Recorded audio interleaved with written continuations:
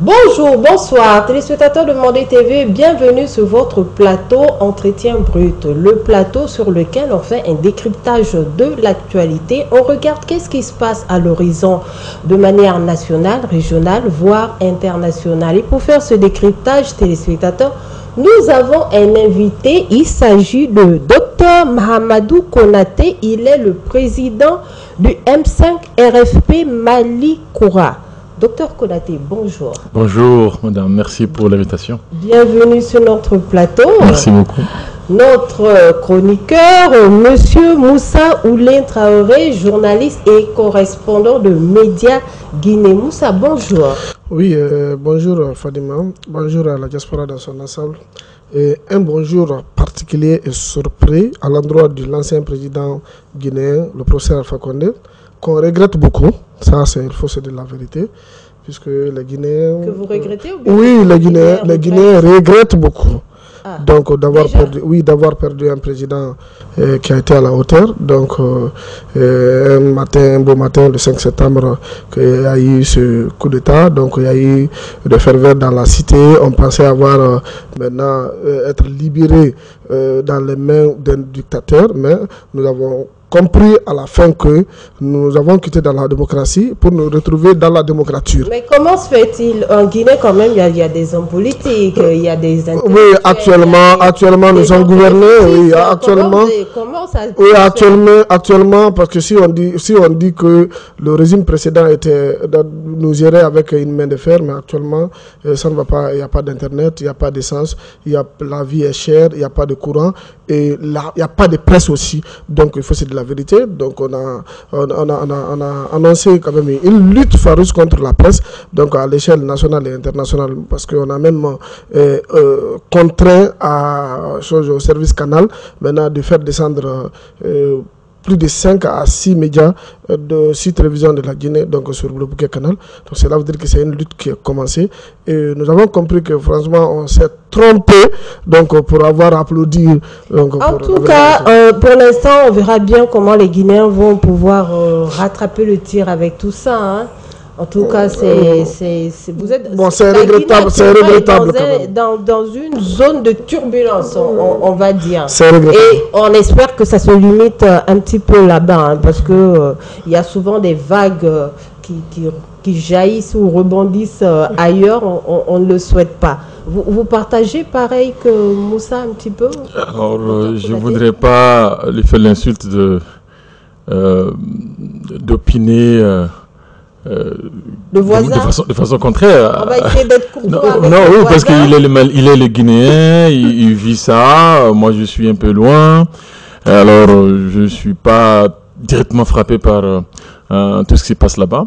Mais je le comprends quand il dit que l'ancien régime est un régime démocratique, compliqué, peut-être insuffisamment bien gouverné, et qu'actuellement c'est la situation la plus pire qu'ils auraient pu imaginer, quoi. Donc je le comprends, et je crois que c'est un appel à l'intention des autorités actuelles de s'arrêter un moment et de faire leur introspection et se dire qu'il faut peut-être rectifier les tirs avant qu'il soit trop tard, parce que le peuple on peut le tromper pendant un moment, mais on ne peut pas le faire pendant toujours. On ne peut pas le faire pendant toujours. Ça, quand même, c'est reconnu et connu. Téléspectateurs de Mandé TV, nous allons prendre en main nos dossiers. On a un premier dossier. Il s'agit du concours de recrutement de la fonction publique qui a été tout simplement annulé. Alors, beaucoup de spéculations. Comment cela peut arriver? On est dans un régime d'exception. On veut le Mali Croix, le Mali renouveau. Peut-être c'est dans cette logique qu'on a annulé les résultats, tout simplement pour éclaircir cet état de fait et puis pour dire quelque part stop au trafic, à la corruption. Docteur Konaté, vous avez vu cette information, vous pensez quoi? Vous faites quoi de cette lecture? Bon, j'étais surpris, c'était ma première réaction. Et après, j'ai compris.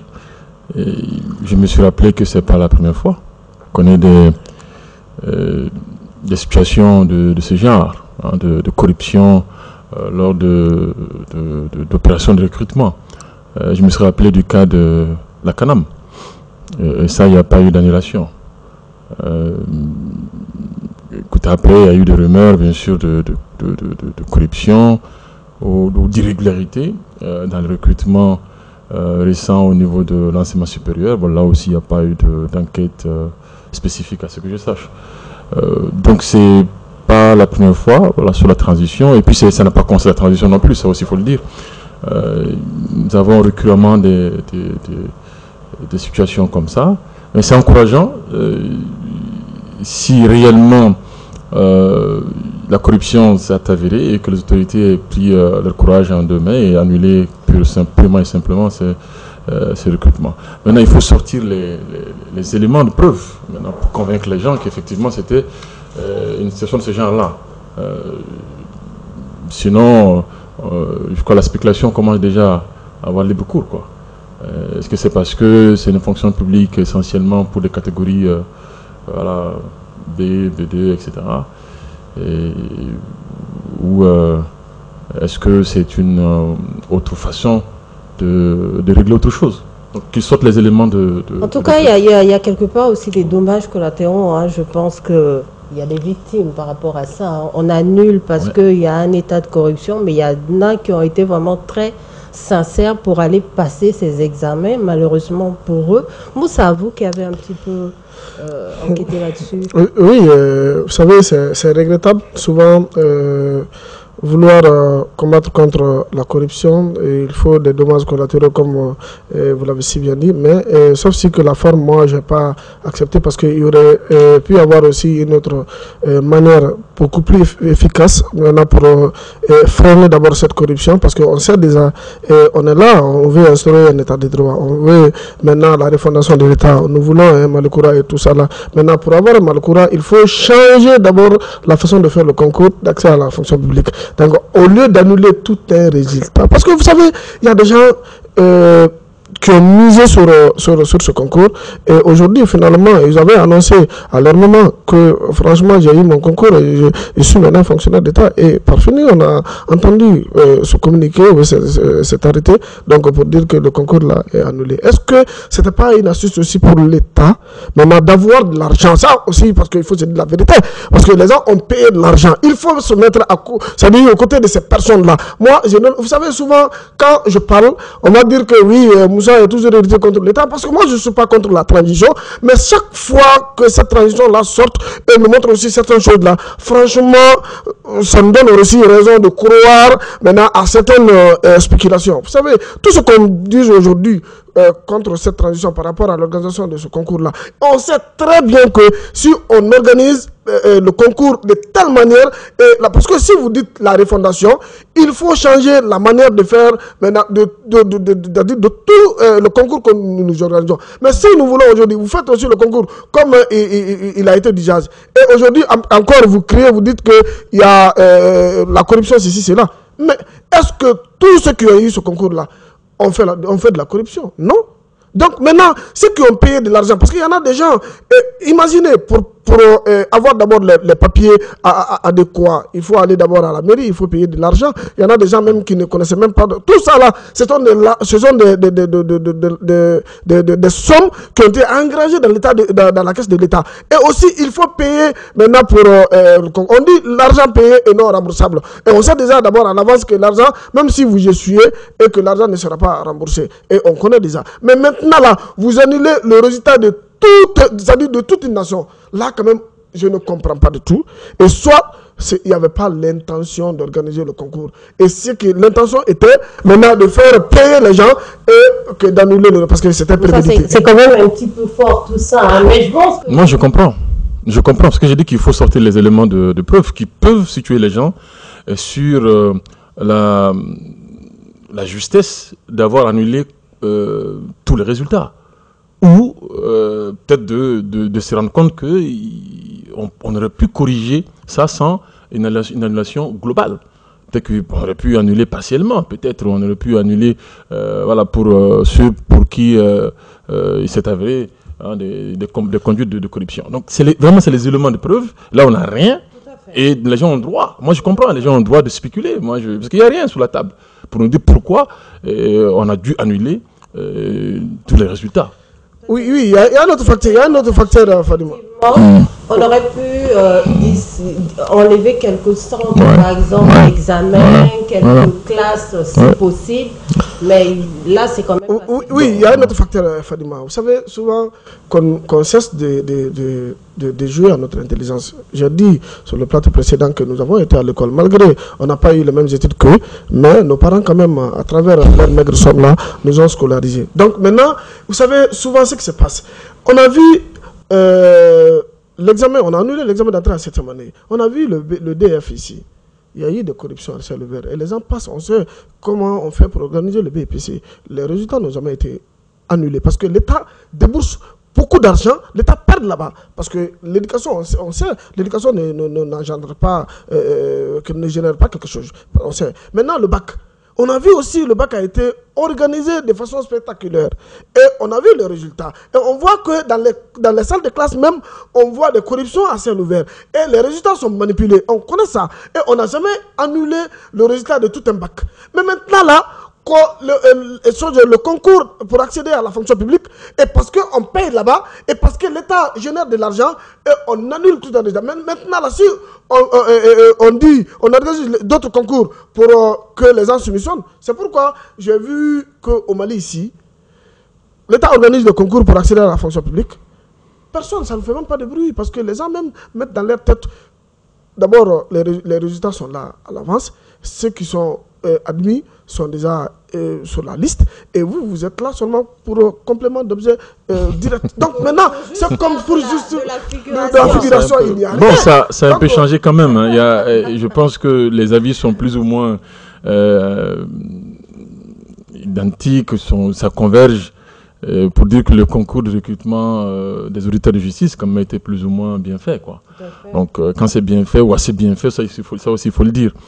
Mais j'appuie vraiment ton interpellation à l'endroit de nos autorités. Je pense qu'il faut d'abord bien communiquer sur les éléments de preuve, encore une fois, mais ensuite de voir si il n'est pas possible pour les candidats qui sont faits déjà enregistrer de manière régulière, de les exempter, de reprendre la même procédure au cas où on lancera un nouveau concours. La liste va rester telle. Hein. C'est juste ce que je souhaite. Voilà, c'est-à-dire qu'on voit qu'ils n'ont pas besoin. Rien n'a été dit pour l'instant, mais bon, qu'ils envisagent cette possibilité-là, si jamais ils doivent reprendre le concours, hein, pour la raison qu'ils ont déjà évoquée et qu'ils l'ont mieux expliqué aux Maliens. D'accord. En tout cas, ce dossier, on va le suivre de très près. On va voir... oui, il faut que le ministre chargé de ce concours-là vienne sur nos plateaux ici nous expliquer comment ça s'est passé. Vous savez, souvent, on a tendance à vraiment... à les tolérer parfois, parce que souvent l'État, la transition, j'ai compris que franchement nous les journalistes même on a tendance à gérer cette transition aussi avec eux, c'est-à-dire avoir un regard doux envers cette transition, mais il faudra que si vous prenez une telle décision d'une très grande envergure, il faut que vous soyez capable aussi de l'assumer devant la télé, parce qu'il ne s'agit pas maintenant de se cacher derrière un communiqué et maintenant nous expliquer, ce n'est pas ça. Il faut venir sur les plateaux. Il y a beaucoup de plateaux aujourd'hui qui sont très ouverts. Maintenant pour pouvoir, on vient, ça c'est un débat. Maintenant pour essayer d'inculquer ou bien d'éduquer, de former, d'informer même la population. Maintenant, parce qu'il y a des zones d'ombre peut-être dans votre communiqué. Souvent même il y a des communiqués qui sont mal rédigés. Je ne sais pas qui de rédiger et le ministre aussi approuve sa attitude. Donc maintenant il faut... Il a dit qu'il y a vraiment un déficit sur la forme de communication. Je pense que on la connaît, hein, on n'arrête pas de dénoncer ça sur toutes les formes de communication qui se font à travers nos différents ministres, départements et tout ça. En tout cas, il faudrait voir, il faudrait éclaircir cet état des faits. Il y a des personnes qui sont déçues, qui sont vraiment... C'était leur espoir aussi de pouvoir trouver un emploi aujourd'hui, de pouvoir travailler, surtout quand on sait que le contexte actuel est très, très, très difficile. Donc, c'est intéressant pour les Maliens d'avoir encore un peu d'espoir. Ce dossier, on va le suivre de très près. On va prendre notre second dossier. Voilà, on le reprend. C'est un dossier qu'on a sous la main, qui revient et qui revient souvent. Il s'agit du dossier EDM. Tout simplement, où en sommes-nous? Parce que les délestages, je ne sais pas si on peut toujours qualifier cela de délestage, mais dans certaines zones, ce n'est plus du délestage, c'est tout simplement un manque d'électricité. Donc, il faudrait savoir. On a eu la sortie de Madame la ministre en octobre 2023. Ça fait maintenant quelques mois de cela, comme quoi il y a eu des détournements. La justice va faire son travail, la justice suit son cours. On est tout à fait solidaire à cette justice-là. On a vu des interpellations, des arrestations, mais jusque-là, la situation ne change pas. Et récemment, pas plus tard que 24 heures, on a eu un communiqué comme quoi il y a une centrale ou bien il y a eu un incendie au niveau de Bilingué qui fait en sorte que les zones de délestage vont encore s'accentuer. Docteur Konaté, vous êtes quand même homme politique, vous voyez tout ça, vous avez votre mot à dire concernant la nation. Oui, ben moi j'aurais voulu que votre chroniqueur nous dise s'il y a de nouveaux détails que moi j'ignore, parce qu'ils sont au quotidien à la fouille. Voilà, d'après ce que j'en sais, et nous avons récemment, lors d'une interview, donné notre réflexion là-dessus. Je disais, et je pense toujours la même chose, que ce que Madame le ministre a dit, c'est que les autorités en général ont dit sur ce dossier-là, n'est pas de nature à régler le problème que vivent les Maliens. Et nous sommes dans une situation de délestage excessif. À Missabrou, où j'habite, nous avons fait presque 24 heures sans électricité. Hier à ce matin. Et dans certains endroits, c'est 72 heures, m'a-t-on dit. Vous êtes dans la région Mopti, c'est pire. Donc il faut rapidement, je pense, créer une sorte de cadre de réflexion autour de ce dossier-là. Vraiment transpolitique, transcouche sociale, avec des experts, mais aussi des praticiens, pour ensemble trouver une solution concrète, quoi, à court, à moyen, à long terme. Les arrestations qui sont en cours, c'est bien. C'est un aspect qui encourage à une gestion plus régulière de la chose publique, mais ce n'est pas elles qui vont nous sortir de ce problème. Voilà. Donc il faut poser les vrais problèmes et trouver ensemble des solutions. Et je suis sûr que dans la sous-région, nous avons des partenaires qui sont froissés. Et là aussi, il faut trouver les voies et moyens pour réchauffer les relations, parce que ça va nous aider. Vous savez, gérer l'État, c'est pas moi qui vous le fera apprendre, c'est pas une affaire de cœur. Hein. C'est pas vous faites ce qu'on aime, c'est souvent prendre des décisions qu'il faut pour le bien de notre peuple. Voilà, voilà, souvent il faut aller à ça, il faut un peu plus de je ne dirais pas de froideur, mais un peu plus de sang-froid, voilà, dans les prises de décision. Et au-delà de ça aussi, vous savez, on en parlera, je pense, le cas de la CEDEAO. Les décisions récentes qu'on a prises ne vont pas aider aussi. Donc tout ça, ça réfléchir. Oui, M. Konaté même a du mal à parler parce que, vous savez, la situation dans laquelle nous nous trouvons aujourd'hui, il en est un acteur très majeur. Donc, on ne pensait pas qu'on allait se retrouver dans cette situation pareille. Il y en a qui sont devenus milliers de... Voilà, non, on n'a plus le mot à dire parce qu'il faut regarder. Quand vous tuez le papa de quelqu'un, donc vous avez du mal à le regarder en face, ça c'est sûr. Et aujourd'hui, moi, tout ce que moi je sais, et j'ai dit dans les émissions, il faut que tous les Maliens, pour essayer de faire un sacrifice commun. Ce sacrifice, c'est quoi? C'est de demander pardon à Bois. On dit Bois Kabla, il a laissé, et puis celui qui a pris n'a pas pris. Donc, non, ça, quand même, il faut se dire la vérité. Donc, maintenant. Je ne suis pas d'accord. Hein, oui, non, sur certains aspects, oui, il y a eu des avancées. Voilà. Mais en ce qui concerne l'électricité, parce que moi, je ne pensais pas, Fadima, qu'on allait se retrouver dans un Mali de 1960, où il y avait, les bougies étaient, comment dirais-je, les produits les plus achetés. On ne trouvait plus.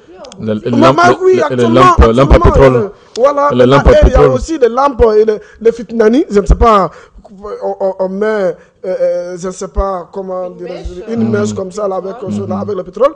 Et aujourd'hui, chez moi là, il y a bougie, hein, chez moi, parce que nous qui n'avons pas les moyens d'acheter, comment dirais-je, des panneaux, qui n'avons pas les moyens pour acheter des groupes électrogènes. Même les groupes électrogènes actuellement, si vous les utilisez moins de 12 heures, il y aura, parce que les groupes électrogènes chinois et les groupes électrogènes de je ne sais pas de quelle marque, mais ça ne peut pas tenir 12 heures et que ça peut brûler facilement. Donc aujourd'hui, moi, d'abord il y a des catastrophes qui viendront à travers maintenant EDM. Quel genre de catastrophe? Vous savez, nous quittons maintenant dans la période de fraîcheur et bientôt nous allons entamer la période de chaleur, de grande chaleur. Et ça va coïncider encore à l'arrivée du mois de carême. Donc maintenant, si vous mettez les 2 mois, c'est-à-dire la chaleur plus le ramadan et plus aussi la pauvreté extrême, donc ça sera très chaud au Mali. Parce que non seulement le corps est chaud, l'extérieur est chaud, intérieurement aussi parce que vous n'avez pas l'argent et vous étant un père de famille, c'est chaud encore intérieurement parce qu'on dit le corps humain, d'abord la température normale c'est 37 degrés et tout le Malien aura un corps de plus de 50 degrés parce qu'il faut se dire la vérité, le corps à l'intérieur est chaud et l'extérieur est chaud et ça serait encore de la chaleur, d'une très grande chaleur au Mali puisque l'État n'est pas capable. On a vu, Assimi a tout dit, la fin de ce calvaire-là, la fin de cette tempête, ça, il faut d'abord 1 an, 2 ans. Assimi a dit indirectement dans son adresse, dans son allocution, quand les notables là sont allés le voir. Et il dit qu'ils sont en train de prendre une mesure. Et cette mesure-là, on n'en connaît pas. Parce qu'il dit que le ministre chargé du courant est allé en Russie pour voir, parce qu'il est allé faire quoi là-bas? Oui, il est allé faire quoi là-bas en Russie? C'est de voir les partenaires. Et les partenaires là, qu'est-ce qui s'est passé? Est-ce qu'il y a eu des investissements? Est-ce qu'on a répertorié d'abord une zone maintenant dans laquelle on peut construire un barrage hydroélectrique? Ça n'existe même pas. Donc il n'y a pas de viabilisation maintenant de quelqu'un projet pour essayer de faire sortir le Mali dans ce creux. Donc il faut d'abord serrer les ceintures. Ça c'est la vérité. On sait qu'ils sont en discussion avec le partenaire russe. Quel partenaire russe? Il y a un phare du moment, on pourra dire. Vous avez vu quel pays en Afrique qui a été électrifié par la Russie? Vous savez, d'abord, je n'en connais pas dans la sous des gens ici, qu'un pays est électrifié par la Russie. Ça n'existe même pas. Ça pourrait être une première. Oui. Ça pourrait être une première. Oui, parce que nous sommes un pays d'exception. Non, mais il faut aussi comprendre quoi. Moi, ce n'est pas pour donner du crédit à la Russie ou autre. Moi, je laisse toujours un petit doute, je donne le bénéfice au doute, quelque part. Ouais. Mais ce qui est sûr, c'est que les populations subissent. Ouais. Les métiers subissent. Terriblement. L'économie subit. Surtout, les gens subissent dans leur... Le chômage fait qu'augmenter. Le chômage augmente à une flèche. De manière colossale. Et ce que Moussa est en train de dire, moi, mon inquiétude, c'est par exemple au niveau des centres de santé. Ouais. On sait qu'on a des personnes âgées. Bah oui, il y a des centres de santé. Moi, on m'a dit que dans un hôpital, il y a un responsable qui est sorti et qui a demandé aux malades de cotiser pour mettre de l'essence dans le groupe électrogène.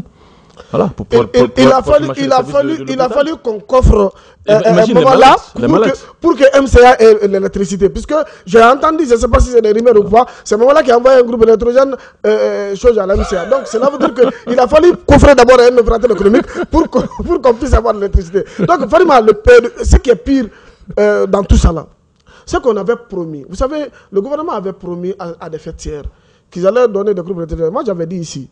D'abord, on n'a pas... Oui, des groupes électrogènes et des kits aussi. Donc, pour... Non, des kits, y compris le groupe électrogène, quoi. Y compris les groupes électrogènes. Donc, maintenant, moi, j'avais dit ici. Vous savez, le calcul que moi, j'ai effectué, c'était très... Parce que moi, même si j'étais nul en mathématiques, mais quand même, je sais que... Vous avez pu calculer. J'ai pu calculer quelque chose. Est-ce que l'État a procédé d'abord au recensement du nombre d'ateliers? Est-ce que l'État même connaît le nombre d'ateliers de couture ici au Mali? D'abord, point d'interrogation. Et le nombre aussi d'ateliers de menuiserie métallique. Est-ce que l'État connaît même le nom?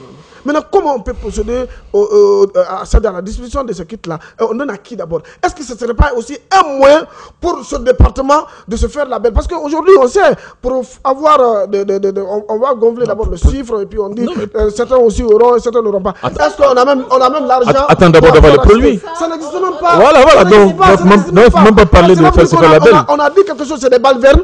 C'est des balvernes, ça c'est le mot. C'est des balvernes, oui, c'est des balvernes. On verra bien. Cette déclaration, mais on ne peut pas construire l'État dans le bon sens. Ça, c'est pas bon. Donc, pour pouvoir faire quelque chose, il faut faire, ça dit une chose qui est concrète. Maintenant, ce qui est le concret, il faut venir d'abord comment on peut le faire et pourquoi le faire. Donc, ça, c'est la vérité. Le concret n'existe même pas dans la transition.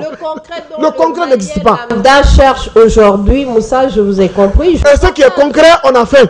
Ce qui est concret, il n'y a pas d'électricité. Parce que c'est viable et visible. Non, je comprends ta colère. On partage vraiment votre engouement. On la demande juste de... Non, une colère là. Il faut voilà, c'est ça. C'est que le concret dont les Maliens veulent, c'est de savoir la fin de tout ce calvaire. Tout simplement. Les gens veulent juste avoir de l'électricité, avoir une vie la plus simplement possible et pouvoir travailler. C'est déjà ça, c'est juste ça qu'on demande à l'État, on interpelle un peu tout le monde. Les Maliens sont résilients, plus que résilients que Maliens aujourd'hui, ça n'existe pas, mais l'État doit nous dire quelque chose. Il faut que l'État doit sortir et nous dire réellement c'est quoi le problème. Et parce que les Maliens souffrent, il faut que l'État fasse des efforts. On veut plus de discours, il faut que l'État réduise son train de vie. Il faut qu'on sente ça concrètement. Voilà, qu'eux aussi ils sont en train de partager une partie de cette souffrance des Maliens. Son tempérament, je le comprends, c'est celui du citoyen lambda aujourd'hui. Hein, tout le monde est chauffé, les gens ne parlent pas, mais les gens sont au bout. Vous savez, les pères de famille, les gens qui se débrouillent un peu, ils sont surchargés aujourd'hui par les demandes sociales. Si avant tu t'occupais de 3 personnes en dehors de ta petite famille, aujourd'hui tu t'occupes de 10 personnes. Voire tu ne peux même pas t'occuper de tous, de tous ceux qui te demandent. C'est infernal. S'il n'y avait pas la solidarité, cette pratique malienne, cette coutume malienne là, mais c'est trop que le pays aurait éclaté depuis fort longtemps. C'est parce que les gens ici s'entraident. Voilà, il y a ces réseaux sociaux qui fait que bon, malgré les souffrances, tout ça, on partage un peu, les gens voilà, se font violence sur eux-mêmes, se calment, etc. C'est pas l'État qui calme les gens. Hein. Faut pour que les gens sachent, c'est pas le gouvernement qui calme les Somaliens, c'est pas eux qui calment, ce sont les Maliens eux-mêmes qui se calment à travers ce réseau de solidarité, voilà, hein, intermalien, c'est ça. On doit notre résilience à ça. Hein. C'est pas parce que on aime forcément ce qui fait le gouvernement ou on est pro-transition que on devient résilient. Ce n'est pas ça. C'est pas ça. C'est pas parce que aussi on retransmet ou bien on fait la voix des sans-voix qu'on est contre. Absolument pas, absolument pas. Non, souvent, au contraire. Il faut interpeller quoi, pour qu'on puisse avancer. Vous savez, moi j'ai une lecture là-dessus. Vous savez, la transition, il n'y a jamais eu d'abord un régime dans la sous-région. Dans la sous-région, je connais bien, dans la sous-région, qui a eu l'ovation du peuple que ce régime-là. Ça n'existe même pas, que ce soit, c'est un régime de transition. Mais tous les Maliens, 80% sont derrière cette transition. Ils ont soutenu. Sinon, les Maliens s'en fichent de la politique. Et aujourd'hui, c'est à cause d'Assimi, à cause de son amour, à cause de son patriotisme, qu'il a montré aux Maliens que les Maliens se sont mis derrière Assimi. Vous savez, c'était le cas de Bois pendant son premier mandat, pendant les premiers mois de son mandat. Maintenant, vous savez, on accepte de souffrir derrière un régime, ou pour un régime, si la cause est noble. Mais ce que moi je veux dire à Assimi, qu'il écoute ce peuple. Vous savez qu'il écoute ce peuple, pourquoi? Puisque ça dit qu'il ne fait pas la politique politicienne. Ça quand même, c'est parce qu'il est aujourd'hui le chef de la transition. Il est le président de la transition aujourd'hui. Et les Maliens, tous les Maliens sont d'accord pour sa magistrature. Mais qu'il n'accepte pas qu'il soit manipulé par des politiciens. Vous savez pourquoi? Puisque s'il y a quelque chose, en ce qui concerne peut-être la consommation de l'électricité, et s'il n'y a pas un éclaircissement, maintenant, pour essayer d'éclaircir, pour expliquer ça dignement aux Maliens, pour que les Maliens puissent comprendre. Vous savez, les Maliens peut-être peuvent te soutenir pendant un certain temps. Mais si les Maliens comprennent que vous êtes en train de faire un jeu de marionnettes, Et si on te lâche, ça sera pire. Donc maintenant, pour ne pas qu'on arrive là, je vais quand même m'adresser à la transition. Voilà. Moi, je pense que, si je peux un mot, moi je pense que le président, il est assez mature pour ne pas devenir le pantin de quelqu'un. Et il faut se rappeler qu'il était le président, il paraît, de la commission mise en place pour gérer ce dossier de DM. C'était lui-même qui était le chef de la commission. Quand on achetait les groupes, c'était quoi, une dizaine, voilà, 25 groupes. Il paraît que c'était sous son magistère au niveau de cette commission. Et que l'argent aurait été même débloqué par la présidence. Donc il a un pied, il a deux pieds même dans cette affaire. Donc il est vrai, il doit vraiment mieux communiquer. Il faut qu'on comprenne beaucoup plus que les arrestations, parce que les jugements vont tarder. Donc il faut qu'on aille d'abord directement au jugement pour qu'on sache clairement ce qui s'est passé. Parce qu'il ne suffit pas d'arrêter les gens, de mettre des mandats de dépôt. Oui, il faut les juger. Donc qu'on ait des procès. Voilà. Les arrestations n'arrêtent pas ce délai. Mais pas du tout, ça je l'ai dit. C'est parallèle. Je suis absolument, je suis d'accord avec ça. Mais pour appuyer ce qu'il dit, le besoin de communication, il peut être renforcé par les procès qu'on va ouvrir rapidement. Parce que ces gens vont être interrogés, ils vont parler.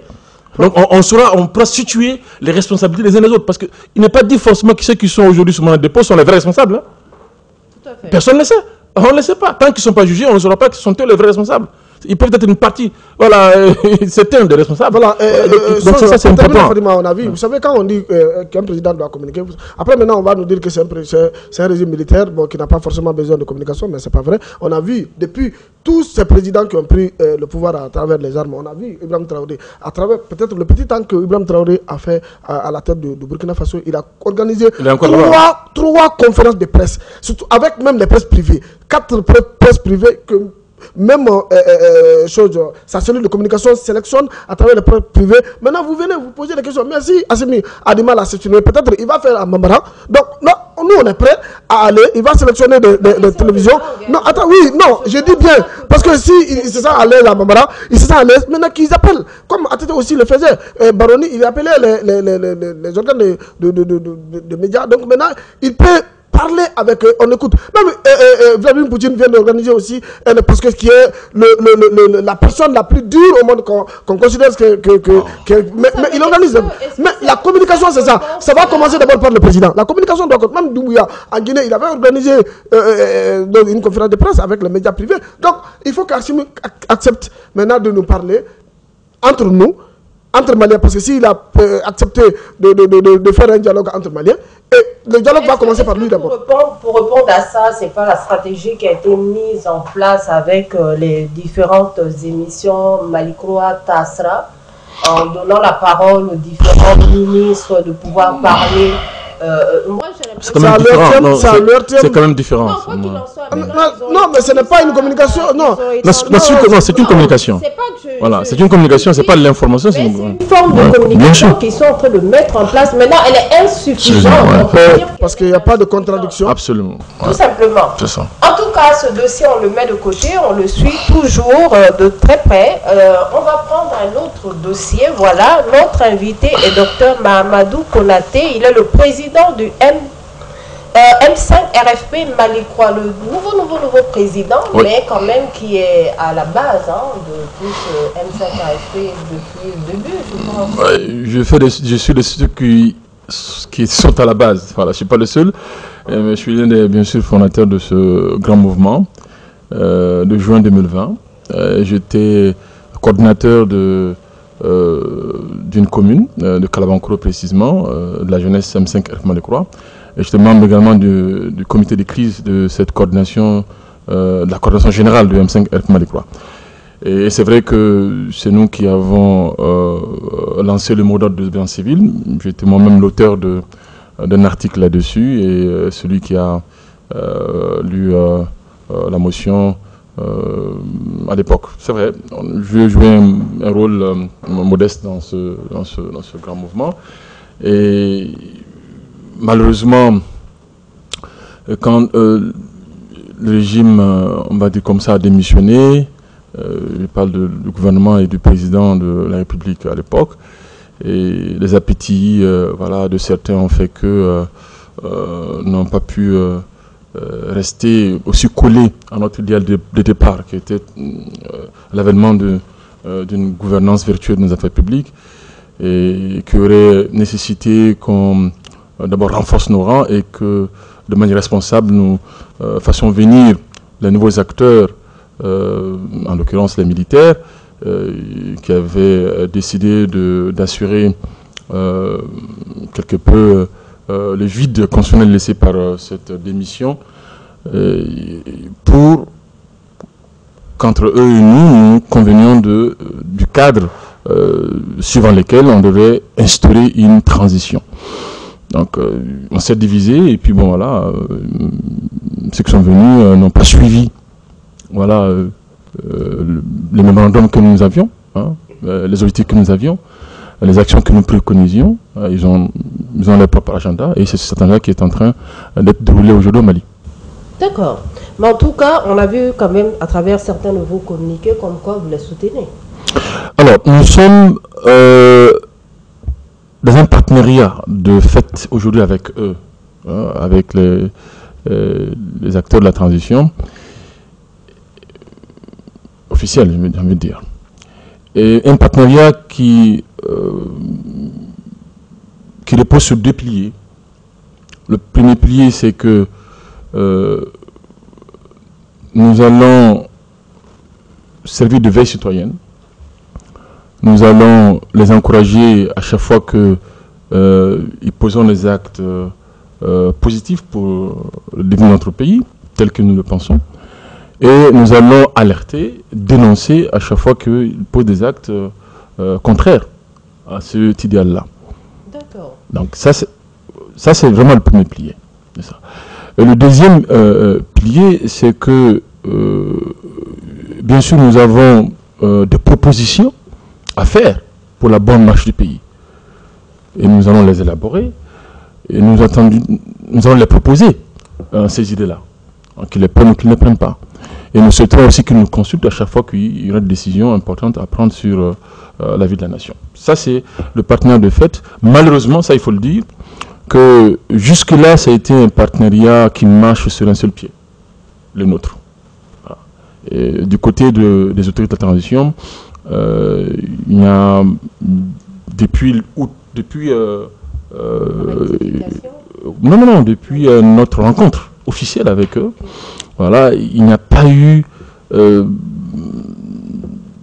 demande de consultation, il n'y a pas eu d'action venant de leur part pour que nous puissions les rapporter quoi que ce soit comme contribution.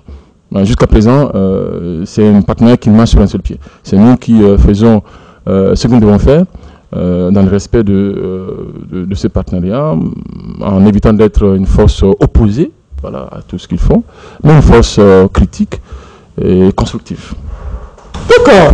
Très récemment, on a vu le communiqué en date du 28 janvier 2024, un communiqué qui a été lu sur la chaîne nationale par notre ministre Abdoulaye Maïga concernant le retrait des pays de l'AES, le Mali, le Burkina Faso, le Niger, de la CEDEAO. On a vu un communiqué, pas très longtemps, conjoint de votre mouvement et du parti politique ILMA. C'est quoi en gros? D'abord, il faut rappeler que ILMA, depuis décembre dernier, est avec nous dans un partenariat, là aussi, un partenariat de communication politique, pour être très précis. Nous avons convenu que sur une dizaine de thèmes, nous avons des positions convergentes. Que pour un meilleur impact sur notre peuple, pour un meilleur impact dans l'opinion publique, nationale et internationale, nous ferons mieux de communiquer ensemble. Voilà. Ça, c'est vraiment le partenariat que nous avons avec le parti ILMA. Et c'est dans ce cadre-là que, après ces deux grandes décisions prises par les autorités de transition, le 25 et le 28 janvier dernier, nous sommes retrouvés pour réfléchir et puis sortir ce communiqué conjoint. Et qui porte à l'attention du peuple malien deux points essentiels. Le premier point, c'est la décision relative à l'annonce officielle de la fin de l'accord d'Alger. L'accord pour la paix et la réconciliation au Mali sur le procès d'Alger. Et l'ouverture du dialogue direct intermalien. Nous avons rappelé au peuple malien ce qui a toujours été notre position commune sur cette question. C'était de faire en sorte que cet accord soit révisé de manière bien sûr consensuelle entre toutes les parties prenantes. Parce qu'il était clair qu'il y avait des dispositions pratiquement inopérantes, qu'on ne pouvait pas mettre en œuvre, en tout cas, qui bloquaient la mise en œuvre de l'accord. Donc il fallait les identifier et puis les sortir de l'accord, les remplacer par d'autres, en tout cas de manière consensuelle. C'était ça notre position. Et notre position n'est pas juste la nôtre, elle part aussi de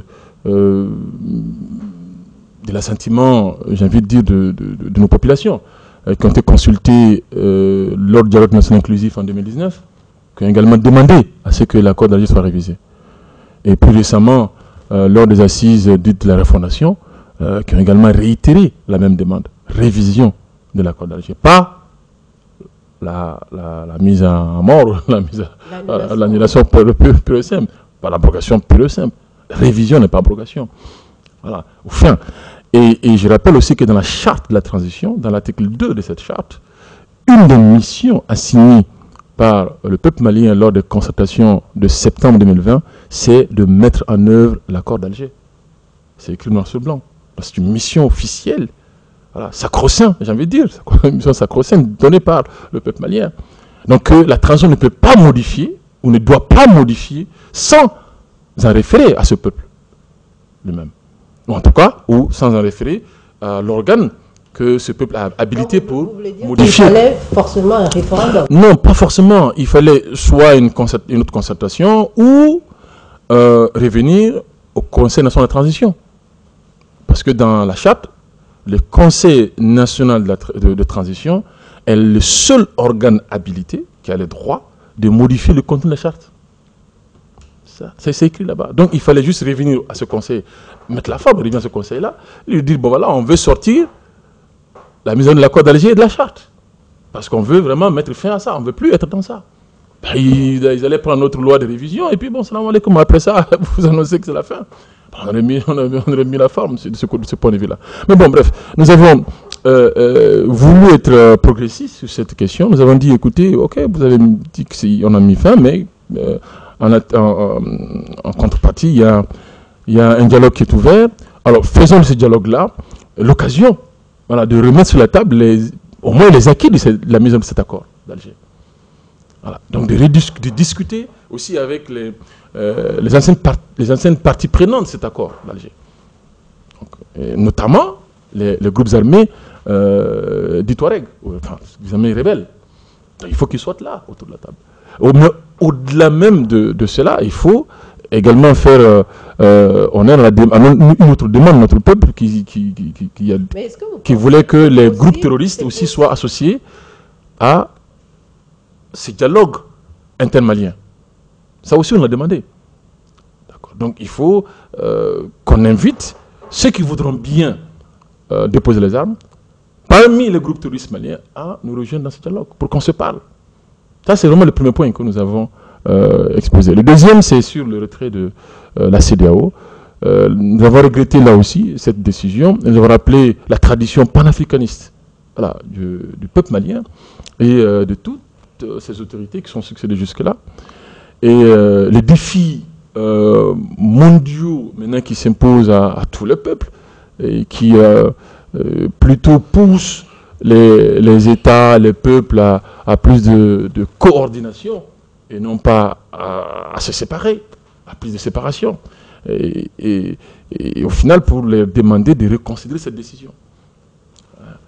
Parce qu'il y aura des conséquences de cette décision, des conséquences politiques, mais aussi des conséquences économiques, voilà, sur nos compatriotes établis à l'extérieur, la diaspora, sur nos entreprises privées, nos entrepreneurs privés, et puis voilà, sur la libre circulation tout court, sur lambda. Pour ça, Il y a des questions, je suppose. Oui, Fadima, vous savez, il y a un adage Bamana chez nous qui dit que si la hernie savait qu'en tuant son porteur, ils allaient être tous enterrés ensemble, elle n'allait pas faire. Donc, je m'adresse à M. Konaté, à Dr Konaté. Donc, par rapport à M5 RFP, donc lui-même, Malikoura, oui, il est membre fondateur de M5 et maintenant M5 RFP Malikoura. Voilà, donc, vous savez, aujourd'hui, on a vu la communication du Premier ministre à un moment donné qui avait dit qu'il y a certains présidents qu'on tâchait qu'ils étaient à la solde de l'État, mais ils aimaient le Mali. Donc il faisait allusion à Ibrahim Boubacar Keïta. Et on a vu encore la dernière sortie du président de la transition, le colonel Assimi Goïta, qui dit qu'il a été appelé par le président Macron. Mais Macron lui a dit aussi, vous savez, Ibeka aussi était comme ça. Donc ça montre encore le patriotisme d'Ibeka. Mais vous savez, on a fait le combat au président Ibrahim Boubacar Keïta. Il n'est plus là. Et votre combat a donné naissance à cette transition. Mais comment vous vous sentez aujourd'hui? Comment vous regardez les Maliens qui crient dans les quartiers? Écoutez, ce combat, comme vous l'appelez, vous le qualifiez ainsi contre Ibeka, d'abord, ce n'était pas contre Ibeka sa personne, c'était contre Ibeka, président de la République du Mali, en tant qu'institution. Nous n'avons pas fait seul, nous l'avons fait avec le peuple malien. Et nous n'avons pas attaché les mains des Maliens pour les forcer à notre suite dans ce combat. Nous avons exposé nos arguments, nous les avons invités, ils ont compris, on a mis conscience que nous avions raison, et nous ont rejoints dans ce combat. C'est notre combat à nous tous. Et je comprends ta question, la transition qui est en cours aujourd'hui n'apporte pas les réponses que nous souhaitions, voilà, aux problèmes que nous dénoncions au temps d'Ibeka, notamment la mauvaise gouvernance, ou essentiellement la mauvaise gouvernance. Et sur le plan de la sécurité, il y a beaucoup d'avancées, ça on ne va pas en parler, on le sait déjà. Alors, je suis comme tous les Maliens, je suis quelque peu déçu par cette insuffisance des résultats. Je suis comme eux, je suis parfois révolté, je suis parfois... C'est quoi ces insuffisances que vous dénoncez? D'abord sur le plan de la gouvernance, on l'a dit, essentiellement ça. Et après septembre 2020, l'adoption de la charte de la transition,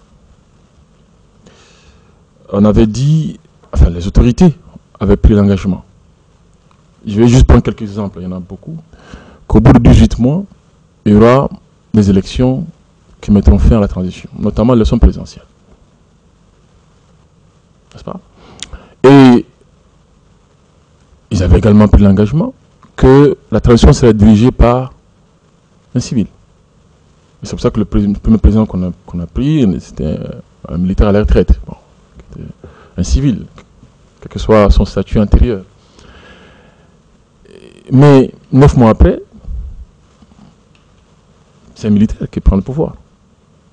Un militaire en activité, en violation de cet engagement. Vous avez toujours dit que vous soutenez la transition. Non, on n'a pas dit ça. On affirme et qu'on le dit de manière ouverte qu'on soutient la transition. On a été pour le référendum, le oui du référendum. Non, nous on n'a pas été pour ça. Ça veut dire quoi? Non, nous on a d'abord. Je vous ai rectifié tout à l'heure. On n'a jamais dit qu'on soutient la transition. Nous sommes dans un partenariat de fait avec la transition. Nous ne sommes ni pro ni anti-transition. Nous sommes une veille citoyenne. Nous sommes un compagnon responsable, un partenaire responsable. Vous ne l'avez jamais vu dans la rue, nous, en train de dire allez, en applaudissant tout ce qui faisait la transition. Vous ne nous avez jamais vu dans ça. Mais vous avez des mouvements qui font que ça. Qui sont des mouvements pro-transition. Pendant le référendum, quand même, excusez-moi, oui. Le M5 RFP Malikoura était d'accord. Non, on n'était pas d'accord avec le référendum. Nous, on a même demandé à ce qu'on renonce au référendum. À l'époque, on a fait un communiqué pour dire qu'il faut retravailler le projet de la nouvelle constitution. On a fait un communiqué sur ça. Voilà. Maintenant, quand l'État s'est entêté à aller au référendum, voilà, on a laissé la liberté aux différentes entités de faire le choix qu'ils souhaitaient, oui ou non. Mais on n'a jamais demandé à ce qu'on, d'abord, on soutienne le référendum ou demande aux gens d'aller voter oui pour le projet parce qu'on n'était pas d'accord avec le projet en l'état. Nous, on n'était pas d'accord avec le projet en l'état. Oui, mais quand vous dites... on a fait des propositions. On a fait des propositions. Dr Konaté, j'ai du mal à vous comprendre. Quand vous dites que vous n'avez pas forcé quelqu'un à vous soutenir... mais vous savez, vous avez vendu une idéologie au pays. Non, on n'a pas vendu. Vous avez grandi. Voilà, nous avons expliqué, nous avons proposé... Oui, absolument. Et le peuple a adhéré. Absolument, absolument. Maintenant, est-ce que ce qui se passe aujourd'hui, pourquoi vous ne pouvez pas faire la même chose aussi? Mais nous sommes en train de le faire. Non, moi, personnellement, pourquoi je suis là, devant vous? Je ne suis pas obligé de venir sur votre plateau et parler. Il y a des gens qui refusent de venir parler. Moi, je suis venu parler, vous parlez. C'est parce que je veux communiquer avec mon peuple. Et nous sommes à notre deuxième communiqué depuis que j'ai pris fonction. Et puis avant ça, on a fait plusieurs communiqués. On a fait des conférences de presse. On a invité les journalistes maliens à ces conférences de presse et à ces points de presse. On en a fait à la maison de la presse, on a fait au siège de Fassodé, de Bachili, on a fait au siège de Farankaouli de Mourosiribe. On a fait... non, nous communiquons. D'accord, mais à chaque situation, la conduite appropriée. Nous sommes dans un régime actuellement militaire. Ça, ce n'est caché de personne. C'est un état d'exception, ce n'est caché de personne. Qui dit état d'exception dit, si vous voulez, état de droit réduit, j'ai envie de résiduel. D'accord. Donc il y a des façons de faire habituelles qu'il faut peut-être remettre dans une certaine limite. C'est tout. Et ça, c'est la première chose. Deuxième chose, c'est que nous avons dès le départ, d'accord, conclu un partenariat de fait avec ces autorités. Donc nous sommes encore dans ce partenariat de fait. Mais nous ne va pas les demeurer indéfiniment s'ils ne sont pas entendus. D'accord. Jusqu'à présent, il y a encore de l'espoir de notre côté qu'on puisse se faire entendre. D'accord. Donc, nous sommes dans notre démarche, dans une méthodologie. Okay. Donc, ce que vous voulez, de dire, ok, hier on était dans la rue contre IBK, pourquoi aujourd'hui nous ne sommes pas dans la rue contre la transition? J'ai dit, non, d'abord, c'est deux régimes complètement différents. D'accord. Là, nous sommes dans un régime normal, constitutionnel. Ici, nous sommes dans un état d'exception. Et là, on était dans un régime plus ou moins démocratique. Oui, mais on a vu en Guinée récemment, les gens sortent pour demander le départ du colonel, du général Doumbouya. Ça les engage. Moi, je parle de moi. Parce que les politiques même appellent à les militants. Parce que vous n'avez pas de militants actuellement. Vous savez, l'homme s'adapte en fonction de la réalité du milieu. Vous savez, réellement, vous avez été lâché par le peuple qui vous soutenait. Ah bon? Oui, qu'est-ce que vous dites? Oui, parce que vos propos ne tiennent plus. Sinon, si vous aviez maintenant le rapport de force que vous aviez au temps de Ibeka, vous allez le faire. Non, là vous... Non, moi je veux des preuves. Non. Moi je veux... On a senti que le peuple... Je ne peux pas laisser passer cette accusation. Il faut qu'ils mettent ça... il n'y a pas longtemps, on a dit aux autorités de mettre sur la table les éléments de preuve qu'ils avaient pour annuler les résultats. Et toi, tu les en voulais d'ailleurs pour ça, je suis d'accord. Oui. Mets ton élément de preuve sur la table. Qu'est-ce que tu fais dire? Sur quoi? Laisse-moi parler. Je suis ton invité, laisse-moi au moins parler. Donc, sur quoi te bases-tu? Quel est ton baromètre pour dire que le peuple nous a lâché, nous, le M5 RP Malicoura? Quel est ton baromètre? Vous n'arrivez plus à faire des rassemblements déjà. Non, qui vous dit qu'on n'arrive plus? Non, tous les rassemblements qu'on a fait, on a eu du monde. J'ai de la conférence de presse qu'on a mis, récemment d'ailleurs, qu'on a fait au siège d'Anfar en Kabylie. Mais la cour a refusé du monde. Vous n'êtes pas là-bas? Mais vous avez rien vu, les vidéos sont disponibles. C'était au niveau du monument. Je viens de vous dire que... Et la cour, oui, mais je viens de vous dire que ce n'est pas à l'ordre du jour. Je viens de vous dire que nous n'avons pas encore ce type de manifestation, de protestation à l'ordre du jour. Il faut comprendre que dans chaque combat, on doit avoir des méthodes appropriées. On ne se bat pas de la même manière contre, je sais pas moi, un groupe de criminels, contre les rébellions, comme contre... Non, contre avec nous sur le plan des idées. Non, à chaque type de combat, il faut les outils appropriés qu'il faut. Pour l'instant, nous ne sommes pas dans les manifestations publiques. Je dis bien pour l'instant, nous ne sommes pas dans ça. Voilà. Docteur Konaté, convenez avec moi. Vous savez, le cafard, avant de goûter d'abord à un aliment, il faut que les deux antennes là soient devant. Parce qu'on a vu aujourd'hui, la personne qui semblait être la plus populaire au sein de M5, même si il n'était pas membre de M5 RFP, c'était l'imam Mohamed Diko. Vous savez, qui est éclipsé aujourd'hui par la popularité d'Assimi Goïta. Il faut l'assumer parce que nous sommes... Moi, je ne l'assume pas. Oui, bon, moi, je l'assume. Voilà, ça, c'est si on a vu toutes ces personnes maintenant qui avaient des voix et qui sont aujourd'hui coffrées ou bien qui sont aujourd'hui mieux, Parce qu'on sait que la popularité d'Assimi Goïta aujourd'hui ne fait pas défaut. Et si M5RFP avait maintenant la voix telle qu'elle avait en 2020 ou en 2019, on n'en serait pas là, parce qu'on aurait demandé simplement le départ de cette transition. Parce que non seulement avec 18 mois, vous avez dit des tares, les 18 mois qu'on avait prédit, et ça a été violé. La Constitution a été violée, la charte a été violée. Maintenant, qu'est-ce qui reste aujourd'hui? Et si on défend une cause, il faut la défendre. Mais si on ne défend pas une cause, donc il faut actuellement, parce qu'on sait que c'est les militaires, pour ne pas se retrouver derrière la grille. Mais je vous ai dit que ça fait partie des éléments d'analyse. Mais ce n'est pas ça qui est déterminant. Moi, je vous dis la vérité. Je ne suis pas quelqu'un qui me connaît. Je ne suis pas quelqu'un qui est dans la dissimulation ou dans la manipulation. Non. Mais quand vous faites croire que c'est la peur de la prison qui fait que nous, on ne parle pas, je dis, vous voyez, ce n'est pas vrai. Ce n'est pas ça qui est déterminant. C'est un élément d'analyse, évidemment, que nous ne sommes pas des États de droit. Évidemment, c'est ça. Mais il n'y a pas que ça. Le plus important pour nous, je vous ai dit, nous sommes encore dans un partenariat. Ça, il faut que vous l'intégriez. Le jour où vous entendrez de notre part que nous ne sommes plus dans ça, à ce moment, vous pouvez répondre à cette question. Qu'est-ce que vous faites? Voilà. Maintenant, une dernière question. C'est ça, il faut qu'on assume sa position. Nous sommes en train d'assumer notre position. Nous venons de cette transition, vous l'avez dit vous-même, c'est notre enfant. Vous voyez? Donc, on ne peut pas, juste à la première difficulté preuve, croiser les bras et dire, bon, il faut qu'elle tombe. Vous comprenez? Et à l'époque, au début de la transition, vous l'avez dit, nous-mêmes qui avons fait sortir les gens, etc., les gens ont pris cette transition, ils étaient fatigués. On se combat avec des militants. Les gens ne voulaient pas tout de suite des choses comme ça. Les gens voulaient comprendre, qu'on donne le temps à ces gens de faire les preuves. Maintenant, les gens sont en train de voir les preuves. Donc, il faut comprendre que derrière notre position, il y a une analyse qui est là. D'accord? On ne fait pas comme ça les choses pour faire plaisir aux gens. Donc, aujourd'hui, les choses sont en train de prendre forme. Les gens sont en train de devenir de plus en plus réalistes. Et même le peuple dont tu parles, ou les populations, enfin les gens qui soutiennent Assimi, qui sont fans d'Assimi, etc., mais ils repassent dans les quartiers les demander s'ils ont les mêmes sentiments que d'il y a un an. Attendez, donc les gens évoluent, parce que la situation évolue, parce que le comportement, les conduites des gens évoluent. Donc il faut, je pense d'ailleurs que du côté de la transition, qu'on en prenne conscience.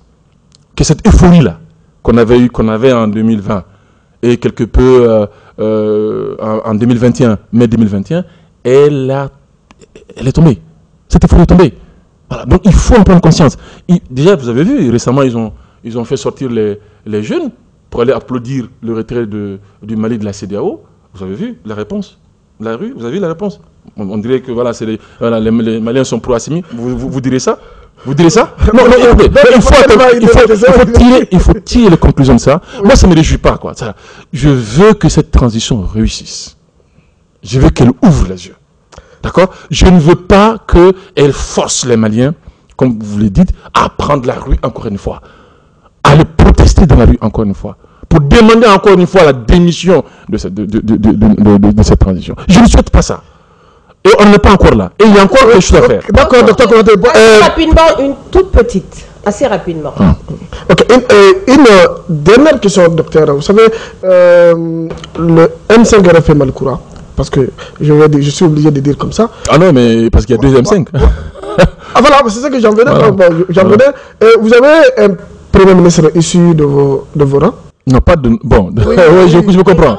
Voilà, de l'ancien. Et quel est votre regard, étant un homme politique, pétri de talent, tout le monde connaît, et aujourd'hui, qui prend une autre dimension qu'on ne connaît pas, quelle est votre lecture sur le premier ministre chef du gouvernement? Écoutez, je ne veux pas partager voilà, mon regard sur le premier ministre, parce qu'on ne comprendrait pas. Vous êtes des journalistes, mais peut-être vous avez aussi des notions en communication politique, parce que les gens ne feront pas la différence entre le poste et la personne. Quelque chose que je vais dire tout de suite, très peu de Maliens feront la différence entre sa personne et le poste. Moi, je parlerai du poste qu'il occupe, de la fonction qu'il occupe, et je porterai mon regard critique. Mais la plupart vont prendre ça et les considérer comme des critiques contre Choguel, ancien président du M5RFP Malikoura. Personnalisé. Voilà, qui n'est plus avec nous. Oui. Tu comprends? Il est dans un autre M5, nous sommes M5, donc on est contre lui, on veut. Donc voilà, c'est pour ça que je ne veux pas rentrer dans ça. Je ne veux pas rentrer dans ça. Je laisse les Maliens, ils ont vu ce qu'il a dit. dès qu'il a pris fonction, il a fait beaucoup de discours, il a répété beaucoup d'engagements. Ils ont vu ce qu'il a fait, qu'ils tirent leurs propres conclusions. Moi, je pense qu'on n'a pas besoin d'être en disposition pour ça. On va vous poser la toute dernière pour terminer. Quelle est la posture prochaine du M5 RFP Malicroix concernant les actions politiques du Mali? Alors, pour l'instant, nous sommes dans la posture initiale, voilà, de partenaires critiques de la transition. Et il est vrai, peut-être je vous le révèle si vous ne le savez pas, il y a une réflexion actuellement en cours, en notre sein, pour évaluer ces partenariats et décider s'il faut continuer ou pas avec ce partenariat. Cette réflexion est en cours. Voilà, c'est officiel. Alors, mais pour l'instant, nous sommes encore dans la posture d'accompagnement responsable. Donc, nous allons continuer jusqu'à ce qu'on se ravise, si jamais on devrait se raviser, d'encourager les autorités ici.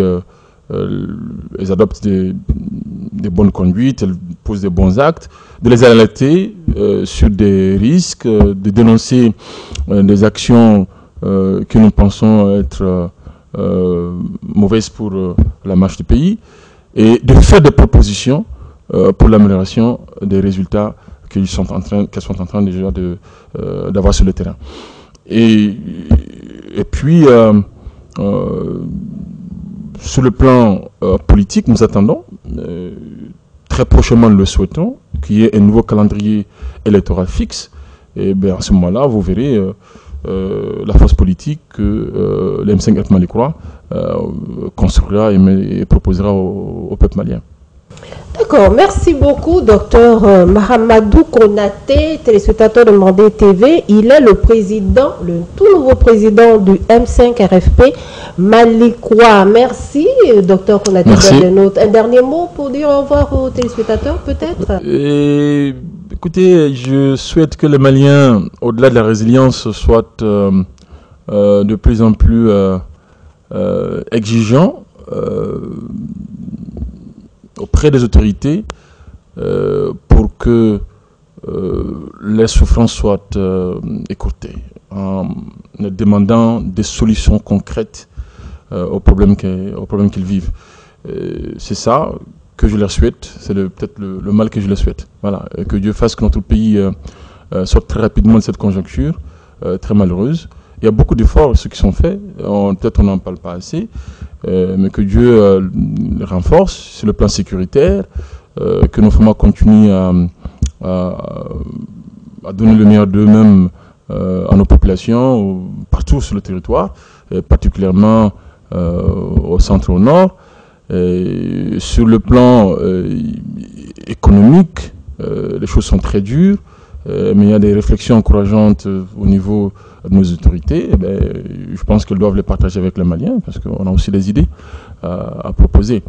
Et sur le plan de partenariat étranger, la Russie, c'est très bien. Moi, j'ai toujours été de cet avis-là, que la Russie, pour les Maliens ou pour le Mali, le meilleur partenaire stratégique international qu'on puisse avoir, mais il ne peut pas être le seul. Donc il faut, et même l'ont dit, les autorités, elles-mêmes l'ont dit, il faut diversifier ces partenariats et songer, je pense, à apaiser le discours, voilà, avec certains qui sont en froid avec nous. Je pense que quand on est dans la situation comme la nôtre, là où nous sommes assaillis par trop de défis. Merci beaucoup, docteur Konaté. Moussa, on se dit à la prochaine. Oui, on se dit à la prochaine. On n'a pas pu aborder le sujet du Sénégal que je compatis avec le peuple sénégalais. Donc moi, je m'adresse au président Macky Sall d'écouter le peuple, de ne pas tomber si bas et d'accepter d'organiser les élections s'il sait d'avance que son candidat sera battu. Donc lui aussi, il a battu un candidat qui était au pouvoir. Donc d'accepter le peuple. Je pense que Macky Sall est carrément dans une situation de violation de sa propre constitution. Le poids qui s'est arrogé est anticonstitutionnel. Voilà. Et c'est un juriste publiciste qui le dit. Chacun peut consulter leur constitution. Et ce qu'ils ont essayé de faire, c'est une acrobatie, une manipulation de texte, mais qui ne peut prospérer. Le 3 février, il prend un décret pour abroger le décret portant convocation du collège électoral, donc il renvoie de fait l'élection présidentielle à une date X. Et puis le 5, c'est le 5 février qu'ils font adopter une loi constitutionnelle au Parlement qui autorise le président à faire ce report jusqu'en décembre 2024. C'est quoi ça? Oui. Donc il faut vraiment, il gagnerait, comme l'a dit ton collègue. À apaiser nos voisins. Voilà, on espère que du côté du Sénégal, les choses iront mieux. En tout cas, pour l'instant, ça ne sent pas très bon. C'est un coup d'État institutionnel. Un coup d'État institutionnel. Non, politique, un coup d'État.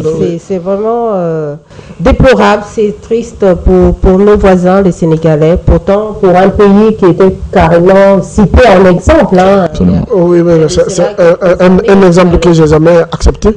Que vous n'avez jamais accepté. Le téléspectateur de Mandé TV ainsi prend fin notre entretien brut d'aujourd'hui.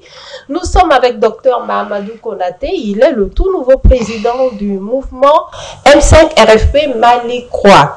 Alors, on se dit à la prochaine. Restez sur les ondes de Mandé TV et allez-y sur nos pages YouTube, Facebook, Mandé TV RFP du Mali. Et je salue la régie qui a assuré cet enregistrement. On se dit à la prochaine.